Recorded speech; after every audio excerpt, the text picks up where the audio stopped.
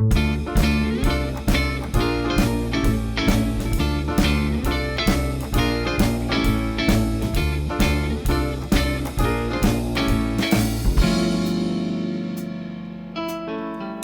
back to Real Clear Radio Hour, brought to you by the Competitive Enterprise Institute. I'm your host, Bill Frezza. Joining us for the second half of our show is Eileen Norcross, Senior Research Fellow at the Mercatus Center and Director for the State and Local Policy Project, co-author of Ranking the States by Fiscal Condition, an annual report. Eileen, welcome to the show. Thanks for having me. Eileen, I asked you on to give us a broad and deep look at the problem of state fiscal solvency, which states are sound and which states are careening toward disaster. And before we visit the intensive care ward, walk us through the 5 key metrics you use to assess a state's fiscal health. We assess the state's fiscal health looking at the short term and the long term. The short term is cash solvency, which is do they have enough cash to cover short-term bills? Budget solvency is do revenues match expenses in that year? And then the long run looks at things like how big are their liabilities relative to their assets? We look at service level solvency, which is a measure of how large taxes, revenues, and expenses are relative to the income of the state's residents. And we also take a deeper look at what we call trust fund solvency, and that is a measure of the unfunded pension liabilities, the healthcare benefits, and the debts of the states. Do all states report on the same financial basis like GAAP accounting, or do you have to sort of deconvolve the strange way they report their numbers? Well, we do rely on their audited comprehensive annual financial reports. They're called CAFRs, and they're done on the same basis, a GAAP accounting basis, the same accounting standards. That's why we're able to do the study. We know they're reporting them on the same measurement basis. The federal government doesn't report on that basis, do they? They also use standard accounting. So we don't compare the states to the federal government, but the CAFRs are done on the same basis. Those standards are set by GASB, the Government Accounting Standards Board. Let's zoom in on the unfunded liabilities because they tend to loom large in a lot of these analyses. If you sum them up nationwide, that is, if you take all the promises states have made to their public employee retirees that are not covered by a fully funded trust, how big is that shortfall? It's very large. According to their own accounting, just the pensions total about $1 trillion shortfall. Huh. When we go in and we remeasure that, and we measure it based on, let's measure these things like they're guaranteed to be paid, just like bonds, that number gets as high as between 3 and 4 trillion in shortfalls just in pensions. OPEB adds another, I think, about $1 trillion in unfunded liabilities. So you're talking $4, $5, $6 trillion here. At the outside, yeah. Let's do some simple accounting math because there's assumptions built into this. What discount rate is typically used to calculate the net present value of unfunded liabilities, and what kind of average returns do the funded portion of state trust funds expect? The accounting the states are using, economists criticize very heavily. What they're saying is, hey, we're going to value this debt, this pension liability, which is due in the future, based on what we think the assets that are going to return when they're invested in the market. We think we're going to get 7 or 8% returns annually. So we're going to value those liabilities based on that expected return. And economists say, no, you have to value that guaranteed promise as though it's guaranteed to be paid. You should be using bond returns. And bond returns are very low right now in this 2 to 3% range. So when you lower that discount rate, that interest rate, these liabilities increase. The present value increases. Just to put a face on what these public employee pensions look like, what's the current annual pension payment for a retired teacher after 30 years of service in Illinois? In Illinois, an average payout is $120,000 a year, and that's for Illinois. So when you look at these plans, you're going to get different numbers depending on the state and on the plan. That's a pretty extraordinary figure, isn't it? Yeah, it's pretty high. And it's part of the problem in at least some places, some cities and some states where you have these relatively generous benefits and they're largely unfunded. Where is the money to pay for all these unfunded liabilities supposed to come from? It's supposed to come from the revenues. And what they're struggling with in the states that are really poorly funded is how are we going to pay out these benefits while maintaining our budgets? So that's going to have to come from budget cuts, it's going to have to come from tax increases, or it's going to have to come from some kind of reform of the pension system. If states resort to extortionary taxes to support their retired public employees, why won't this lead to a massive exodus of businesses and citizens with the highest incomes and tax burdens? It's definitely a risk in some places. Certainly Illinois should be concerned, New Jersey, Connecticut. These are places that already have high tax rates, and they tend to have highly progressive tax rates in that they're taxing very highly the high income earners. If you keep pressing on that, you are going to drive out the wealthiest businesses and residents, and that's going to erode your tax base.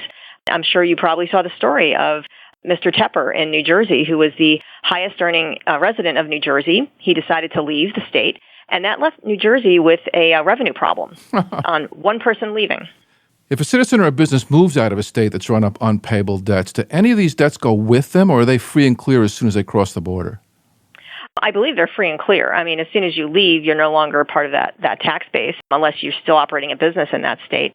So, these decisions are made by people often to say, should we stay here? Is it worth our business? Should we move our business and our residency to another state? Looking forward, can a state legally impose exit taxes on citizens or businesses that flee the way the Soviet Union did, or for that matter, the way the federal government does for emigres? I don't know. I don't think they can. I think that would be a little unusual, but I actually don't know the answer. So if they can't attach the tax bills to freeing residents, what legal tools do states have to impose haircuts on their public pensioners? That all depends on the legal protections, the constitutional protections that vary in the states for pension benefits. Illinois has among the strictest in the nation. It has a constitutional provision that says pension benefits may not be touched, including those that have not yet been earned. And that's why they're in a bind. They cannot touch promises that haven't even been accrued yet.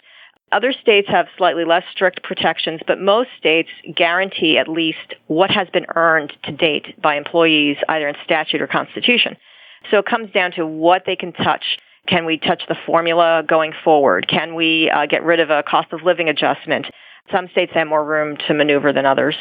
Why would anybody buy bonds in a state that puts their pensioners ahead of bondholders if there's a crisis? That's a good question. I mean, I think that bonds, for the most part, states do not have as much bonded debt as they do pension debt. So then the question becomes, will bondholders be in a bind when these pension benefits come due? For now, I think it's an open question. I mean, we saw in Detroit that bondholders took a bigger hit than pensioners. We've seen also cases where pensioners lose, as in Central Falls, Rhode Island. They are asked to take a 55% reduction as retirees. So it's a really open question as to how this will shake out when a state hits the wall. I think it's just a moving question. Does a state have the power to issue IOUs to its pensioners and then turn around and accept those IOUs as payments for state income taxes, essentially creating a parallel state currency? I have not heard that suggestion before. That's a really interesting idea. That's very innovative. It's possible. I don't know why they wouldn't be able to do that. Didn't California issue IOUs for some of its vendors when it went through a crisis? Some of its vendors, yes. They do issue IOUs for vendors, but in the context of pensions, I think that would probably not go over well with the union leadership. It would be interesting to see how that would be tested if they tried to do that. The union leaders might not like it, but would it fulfill their obligations, again, as long as they accepted those IOUs as payments for income taxes? Yeah, I mean, I think they may be able to do that. The way things have gone so far in terms of any sort of creative solutions to pensions, they tend to be challenged, even if they're very mild. That's why I raise the issue that I think it would probably end up in court. If worse comes to worse, can a state declare bankruptcy, and what happens if it does? States cannot declare bankruptcy. They're not subject to that. It has been floated as an idea by some legal scholars that states should be allowed to have this mechanism because of the pension situation. So far, it has not been taken up as an idea, but we see right now with Puerto Rico, this is kind of like a live experiment on how does a government entity, which is like a state, go forward when it hits the wall with its obligations. Should they have that kind of mechanism? Can a massive hyperinflation of the dollar make all these unfunded liabilities essentially disappear? In a sense, yes. I mean, it would certainly erode the value of those liabilities. So there's one way. And another factor that plays into it is what happens to interest rates. Interest rates are artificially low, and that's one reason why, when we revalue these pensions, they're so large. It also has something, an effect on the asset side. If interest rates go up, the accounting will take care of some of that unfunded liability, but at the same time, the problem is on the investment side. These pensions are heavily invested in high-risk assets. They've been staying away from the bond market. And traditionally, pensions were invested in bonds, much more safer investments. So it's kind of, that's another factor that's going to play into this. So, Eileen, let's dig into your ranking of the states by fiscal condition, and particularly let's look at the Hall of Shame. Puerto Rico, Connecticut, Massachusetts, New Jersey, and Illinois, the worst-ranked states. Let's start with Puerto Rico, which has already imploded. What's the situation there? Puerto Rico has been in sad shape for at least a decade, and if you really go back in time, for much longer. The main problem there is just the level of their debt. They've got lots of debt. It's 113% of their GDP. Mainly it's been taken out through these corporate entities, these sort of quasi-public entities such as the Electrical Authority.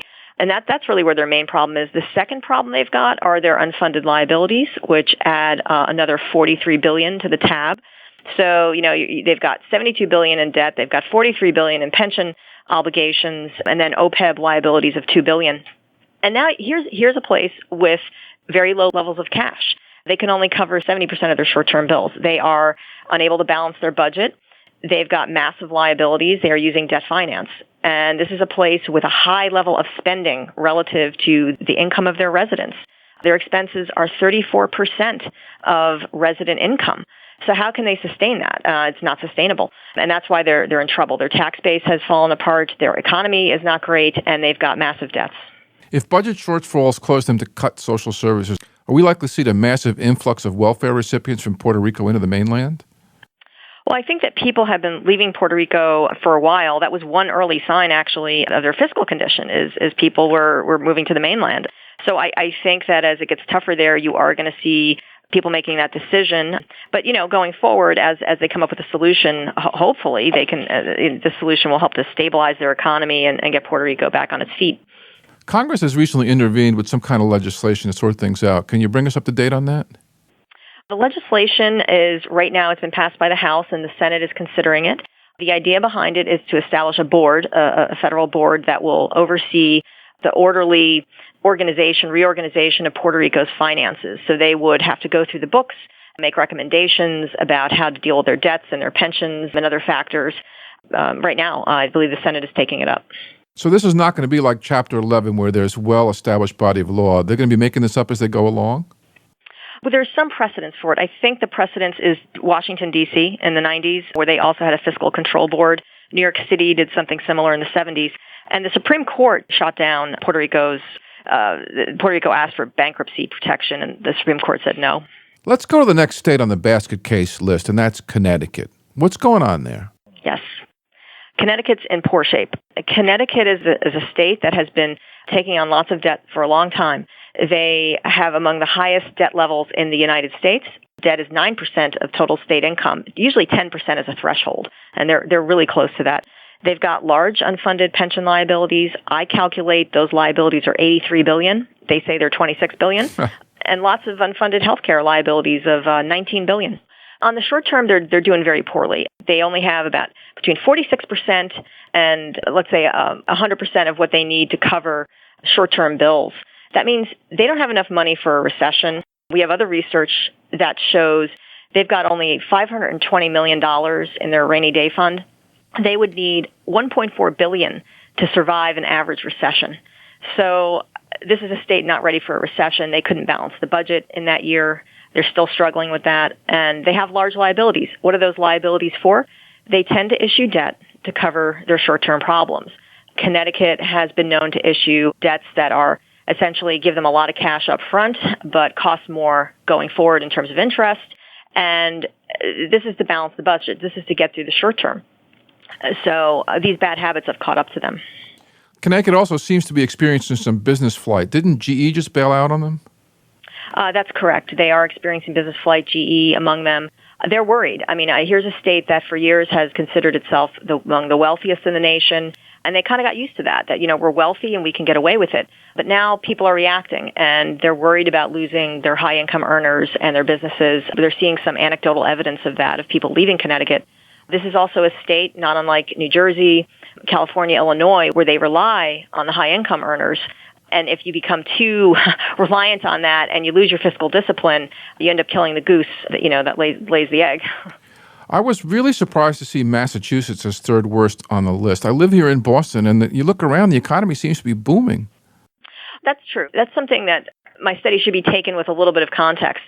We don't assess the economy in this study. We simply look at a couple of indicators in the finances. Massachusetts, although in 2014, they had very poor levels of cash, could not balance the budget, and they have a large number of liabilities, How's their economy doing relative to Connecticut? And, there are indications that Massachusetts' economy is in better shape than Connecticut's. So, this could be just simply a factor of 1 year, 2014, and a lack of recession readiness. So in this case, how Massachusetts and how Connecticut respond to this data is going to make a difference for the future. New Jersey comes next on the list. What's going on there? New Jersey is another state with decades of problems. This is a state that's had a structural deficit issue for many years. Again, they've got weak levels of cash, not recession ready, could not balance the budget, and they have very large long-term liabilities. What these ratios tell us is this looks like a state that issues debt for short-term, to get out of short-term problems, such as pension obligation bonds. They have a lot of debt. They've got large pension liabilities. And again, here's a state that's also had the habit, like Illinois, of skipping on those pension payments over time due to that accounting illusion, thinking in the 90s, hey, we don't have to pay for this, it looks overfunded. Well, that caught up to them, and now they're very underfunded. So how's Chris Christie doing on his attempt to reform the pensions there? Well, the first wave of pension reform was very modest. I think it was probably a lot of pension reform tends to be sort of oversold at first, like it's going to definitively fix the problem. So here we've got a pension reform at first that nibbled at the edges, and also they've said, hey, we're going to increase the payments every year. We're going to pay more and more into that system until it's well funded, and they didn't even do the bare minimum. So they haven't been making those bare minimum payments. Chris Christie tried again at pension reform about 2 years ago now, and this reform was a little more aggressive. I believe they wanted to move workers to a new plan, a hybrid plan, or a cash balance plan. That, however, has stalled, and it's not really gotten anywhere in the legislature. But I think that plan was probably more definitive in terms of capping the growth of these pensions. He certainly got retired teachers in New Jersey totally furious at him. Yeah, that's true. And I think, pension reform is a kind of a really interesting subject in terms of how do you get buy-in. You've got to get the people who receive these benefits to see that pension reform is in their benefit, that this is not an attack on them. You want to stabilize these systems. You want them to be there to make good on these promises and to ensure that workers do have a stable retirement. So pension reform is also not just the accounting, not just the math, but it's also getting people on board. Eileen, I was really surprised to see that Illinois was not at the bottom of the list. It was only fifth from the bottom. What's going on there? Illinois, although it's only fifth from the bottom, is in poor shape. Also, these rankings, sometimes there's just a hairline difference between like a 47 and a 48. So you've got, again, a state, much like New Jersey, the same levels of insufficient cash, weak budget, and lots of liabilities. Again, Illinois is just, they're unable to pass a budget. They've got gridlock. They can't move on how to do pension reform. At least New Jersey has been able to make some steps. In Illinois, this constitutional protection is just a wall. In fact, the judge there ruled a few years ago that not only can you not touch the pension benefits, even those that have not been earned, you cannot touch the health care benefits. The question is, you might say legally we can't touch this, but if it's mathematically impossible to pay, something is going to give. And I think they're just running the clock down. I mean, I don't think anyone really knows how this is going to unravel. If you had to handicap things, would you expect Illinois to be the first state to hit the wall? I think so, given the size of the liability, and also given the fact that you've got Chicago, you've got the downstate plans, the police plans, you've got Cook County. They have got a nested problem. Chicago is now, really just struggling to keep schools open, and they're firing people in the school system. They've got all kinds of just immediate problems. And a lot of that is bound up with this sort of really strict protections they have, this inability to reform things. Let's wrap up with two very large states that, while they may not be at the bottom, they're pretty far down there, and that's New York and California. Run us through their issues. New York did better this year. New York is a state with, it had better revenues. They went up to 42, which is an improvement. But they still have weak cash. I mean, when I say weak cash, I mean, can you get through a recession if it happened tomorrow? A lot of these states don't take care of their rainy day funds necessarily. They were able to balance the budget, have a little bit of excess at the end of the year. Their liabilities are not as bad as their neighbors. They're, not as good as the average state, but this is a large state and it's a strong economy. And then on the pensions, they actually are not quite as dramatic as their neighbors. They're significant, but I think, again, given the size of New York and its economy, if they take the right steps, they can probably manage this. So there was an improvement last year in the rankings. And what about California? It seems to be a land of extremes, famous for both its booms and busts and the way its tax base is narrowly perched on such a small percent of the population. California's got a better economy. It's a stronger economy, almost like a country. And I think that buys them time in terms of solving some of their massive problems. Their biggest problem is pensions. I calculate their liability is $756 billion, a huge number. Mm-hmm. But their debt levels are average. And, here's a state with a relatively strong economy. Their liabilities are manageable. So I think that, if they improve their tax policy, if they undertake some actions, they might be able to work through this over the long haul. I think one lesson of the study is don't put your eggs all in one basket. We see this in the top-performing states. We see it in the bottom-performing states. You have the oil-dependent states now worried about, what are we going to do going forward with oil prices falling? And you have the bottom-performing states that have been really reliant on a small subset of taxpayers, and they got used to this wealth that they were generating, and they took on a lot of debts that they are now having a problem managing. Eileen, we appreciate you taking us on this walk through the buying field. We look forward to next year's report. Thank you. Thanks for having me. That was Eileen Norcross, Senior Research Fellow at the Mercatus Center and co-author of Ranking the States by Fiscal Condition, an annual report, here on Real Clear Radio Hour, brought to you by the Competitive Enterprise Institute. I'm your host, Bill Frezza. You can check out Real Clear Radio Hour on Facebook or follow us on Twitter at Real Clear Frezza. And while you're at it, take a look at realclearmarkets.com, my go-to place for diverse views on political economics. We'd like to thank our long-term sponsor, Old Boston Restorations, for their support. Old Boston is a boutique property management company in Boston's South End. Visit them online at oldbostonrestorations.com. That wraps up our show for this week. Please join us next week, same time, same station. See you then.